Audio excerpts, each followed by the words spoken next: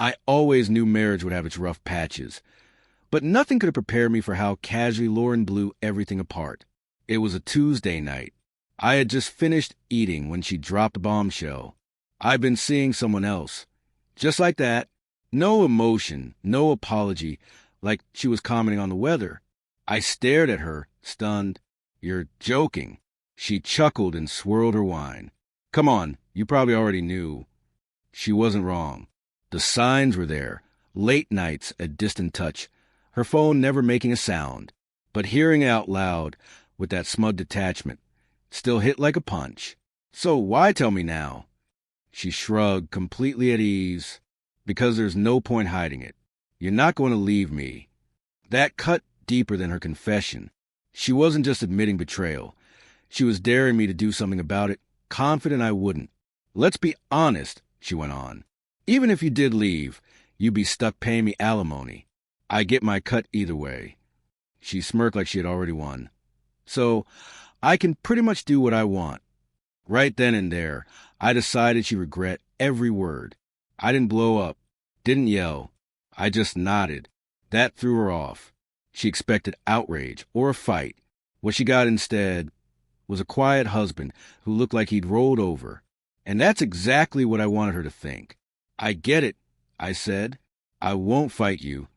She smiled wider. "See, I knew you'd be reasonable." I stood calmly, took my dish to the sink, and washed it. "If you're happy, that's what matters." She let out a relieved sigh. She thought she'd dodged a bullet. She had no idea it was still coming, and it would hit harder than she ever expected. Over the next few weeks, I played the part. I didn't challenge her late nights. I encouraged them. I even suggested she stay over at his place more. "Give yourself space," I told her. "Figure things out." She thought I was being pathetically supportive. Really, I was easing her out of the house and into a new life, one where she no longer belonged in mine. I pushed her to take on more responsibility, encouraged her to step up at work to feel empowered. I suggested we put some bills in her name so she could feel more independent. She loved it. "This is why I never worry about telling you," she said one night. "You're just so easy to deal with." I smiled, knowing she was signing her financial future away with every new account, every agreement. In 2 months, she was practically living at her boyfriend's place. She got a promotion. She took over most of the bills. She was proud of herself. She thought she was in control. Then I made my final move. "You know," I told her one evening, "you should really have your own place. You're hardly ever here, and I think it'd help you feel more at peace." She blinked, surprised. I leaned in. "You deserve to be happy, and honestly, it's getting kind of awkward having you here." She smiled like I'd just given her permission to finally be with him full time. "You're right." That was it. She was gone. She moved out voluntarily, clueless that she'd just given me the perfect excuse to cut her off completely. She spent a week on vacation with her lover, paid for entirely with her own card. I made sure she felt completely safe before I made my final moves. I met with my lawyer, transferred the remaining debts into her name, finalized the divorce papers, and packed her things neatly by the door. When she returned, she strolled up like she still owned the place. She tried the key. It didn't work. Confused, she tried again. Nothing.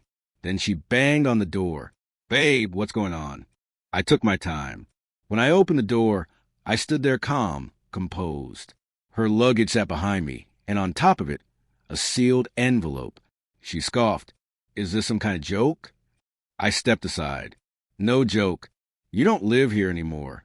She frowned. "What are you talking about? We haven't even talked about the divorce yet." I handed her the envelope. "Actually, we have. 2 weeks ago." She tore it open, scanning the papers. Her smirk vanished. Her voice cracked. "But we haven't discussed alimony." I shrugged. "We won't need to." Her eyes narrowed. "That's not possible." "It is." She flipped through the documents in a panic, looking for something, anything that gave her power. Then her eyes landed on the financial details. "Wait, your income is lower than mine?" "Yep, has been for a while." "That's not true. You make 6 figures." I pulled out another paper. Not anymore. Took a new job. Big pay cut. She froze. You did this on purpose.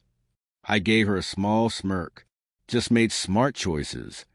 Her eyes darted to the next section. Why does it say I'm the primary financial provider? Because you are. Her hand started to shake as she realized what she'd done. The mortgage in her name, credit accounts, all hers.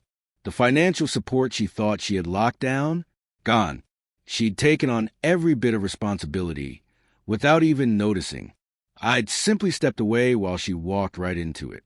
She dropped the papers, her chest rising and falling. This isn't fair. I crossed my arms. Neither was cheating. She looked at the bags, her voice barely above a whisper. So you're really throwing me out? I pointed to the last document in her hands. I'm not throwing you out. I made arrangements.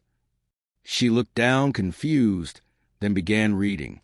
The address, the lease agreement, the moving truck waiting outside. She looked up at me in disbelief. This is his place. I nodded. You wanted to be with him.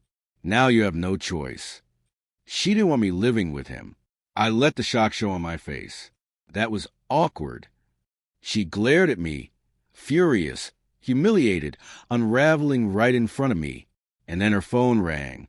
She glanced down, and there it was, her lover's name lighting up the screen. I smirked. If I were you, I'd answer that. You probably just found out about the debt, too. Her face fell apart. That was the moment it all collapsed. No alimony, no financial support, no security, no plan B. She thought she'd played this perfectly. Instead, she played herself straight into a corner with nothing and no one. Lauren was still standing in the doorway, gripping the divorce papers like she could shake the truth loose if she flipped through them enough. Page after page, searching for something, anything that gave her some leverage. This doesn't make sense, she said. There's no way you walked away from this without paying me something. Still too arrogant to understand. So, for the first time, I decided to break it down for her.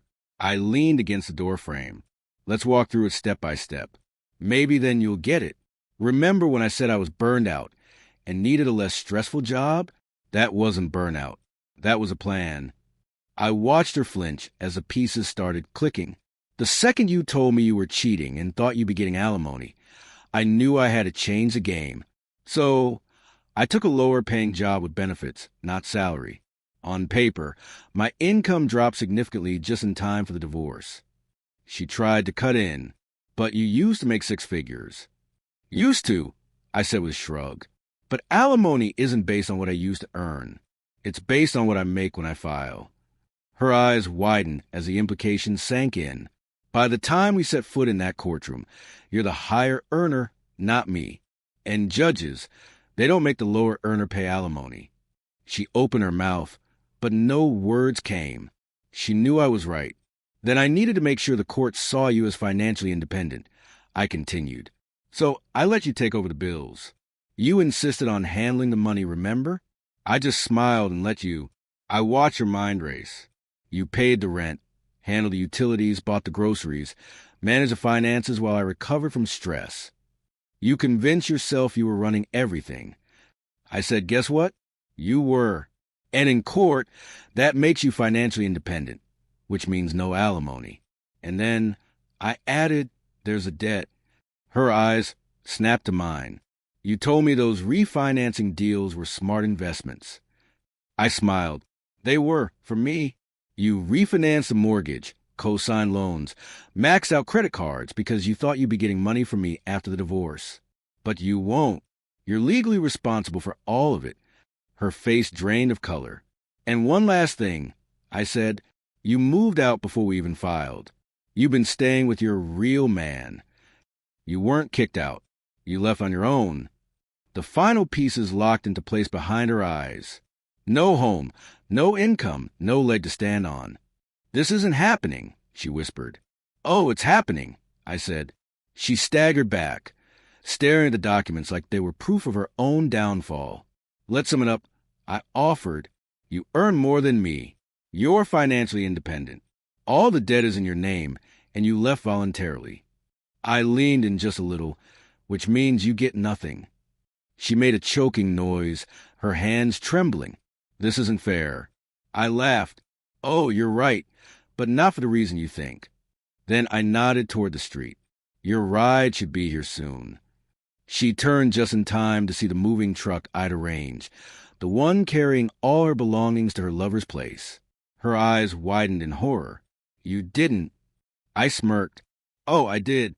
You wanted to be with him, right? Well, now you get to be, fully. She spun around, eyes blazing. You think this is over? I raised an eyebrow. Oh, I know it is. That's what divorce means. Her face crumpled again, and I turned and walked back into my house, the one she thought she'd take from me. Instead, she was left with nothing. When we got to court, she came in ready for battle. She probably imagined herself pleading for alimony, making emotional appeals, painting herself as the victim, but she didn't say a word. She sat there in stunned silence as my lawyer laid out everything. She moved out on her own, made more money, ran the household, and carried all the debt. The judge barely blinked. Mrs. Lauren, the judge said, based on the financial records, you do not qualify for alimony. She stiffened. In fact, given your stability and income, there's no basis for additional compensation. That's when she cracked. Wait, no, that's not fair. She spun toward me, furious. You planned this. You tricked me. I didn't say a word, just sat there, calm and quiet.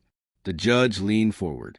Mrs. Lauren, this court does not award alimony based on emotion. It awards it based on financial need, and according to your records, you're more than capable of supporting yourself. She fell back into her chair, defeated. She thought she had it all. Instead, she walked away with nothing. I signed the final paperwork and left the courtroom a free man. She came running after me. You think you're so smart? I turned slowly, meeting her furious gaze. Oh, I don't think I'm smart. I know I am. She gritted her teeth. You ruined me. I chuckled. No, Lauren, you ruined yourself. I just let you. She didn't respond. She couldn't. It's been a few months now, and things haven't gone well for Lauren. Her affair partner left the moment the money dried up. Her friend's gone, too. No one sticks around when you're a liability. She's in a cramped little apartment now with the freeway outside her window. Me, I'm back at my high-paying job. My savings are solid. My debt's gone, and I don't speak to Lauren at all. Last week, I got a message from an unknown number. I just wanted to talk. I miss you. Maybe we could meet up. I looked at the screen for a second, smiled, and blocked the number. She thought she had me cornered, but in the end, she was the one left with nothing.